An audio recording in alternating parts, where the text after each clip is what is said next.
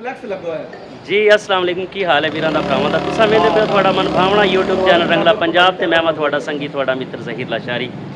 दोस्तों इस तो पहले असी थानू हैड सुलेमान की और फ्लड के हवाले नाल अपडेट्स देंदे रहे। हुण ज़रा फील्ड वर्क है और असी मिले हैं टीम मिकलोडगंज के नाल। इस वक्त साडे नाल मौजूद ने हाफिज़ इब्राहिम बोदला साहब और मोहम्मद अहमद चक्की साहब। ये बहुत ही वर्कर ने जी। एक मिकलोडगंज एक टाउन है तहसील मिंचनाबाद डिस्ट्रिक्ट बहावल नगर। तो साडे जिहड़े नौजवान ने ये हमेशा आवाम की खिदमत लिए बाहर निकलते रहते हैं फील्ड के अंदर और सैलाब जदगान की इमदाद लिए भी ये जा रहे हैं और कुछ राशन भी ये बनवा रहे हैं। असी डोनर लोगों नाल भी तुहानू मिलवाने हैं और अगे फील्ड 'च जावांगे और तुहानू उत्थों के हालात भी विखावांगे और जो हो सकेगा टीम मिकलोडगंज दे नाल मिल के असी उन्हां लई राशन वगैरह का अरेंज किया है वो भी पहुँचावांगे।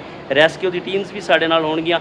सो वीरो साडे नाल जुड़े रहो और साडे चैनल को सबसक्राइब कर दिओ, बैल आइकन दबा दिओ और लम्हा बा लम्हा असी तुहानू फ्लड के हवाले नाल अलर्ट करते रहांगे, अपडेट्स देंदे रहांगे जी। राशन लैके दोस्त पहुँच आए हैं। मोहम्मद अहमद चक्की साहब राशन लैके पहुँच आए हैं। तो हुण असीं अगे ज़रा जिहड़े लोग सैलाब च घिरे हुए उन्होंने तक राशन लैके जावांगे जी। असीं पहुँच आए हैं, रेस्क्यू की टीम साडे नाल है।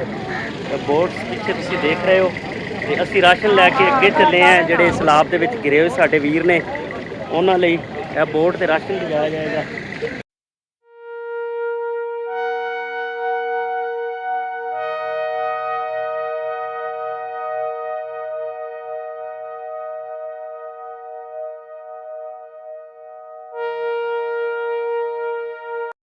पानी काफ़ी गहरा है जी और साढ़े नाल अब्दुल रऊफ साहब मौजूद ने। वो सानू रेस्क्यू की हिकमत अमली के हवाले नाल दसणगे कि रेस्क्यू दी टीमां किस तरह इत्थे काम कर रही ने। जी सर अब्दुल रऊफ साहब।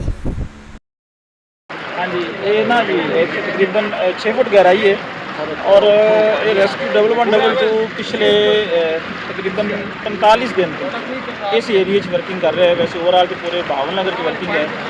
साढ़े थल्लों पानी आना शुरू हो गया जी। पॉइंट जोड़े है ना वो है इतों मिंचनाबाद तहसील और 9 पॉइंट बहावल नगर तहसील और 4 पॉइंट जोड़े है वो साढ़े है चिश्तियां तहसील। अच्छा गुज़श्ता 45 दिन का असी 3 फेज़ तीसरा फेज़ है जो डील कर रहे हैं।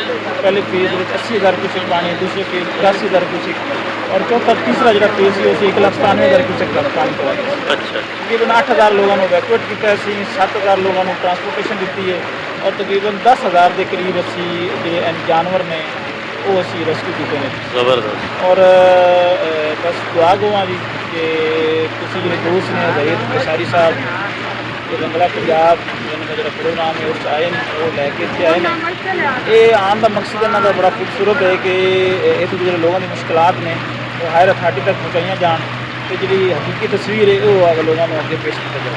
बहुत शुक्रिया। बहुत शुक्रिया।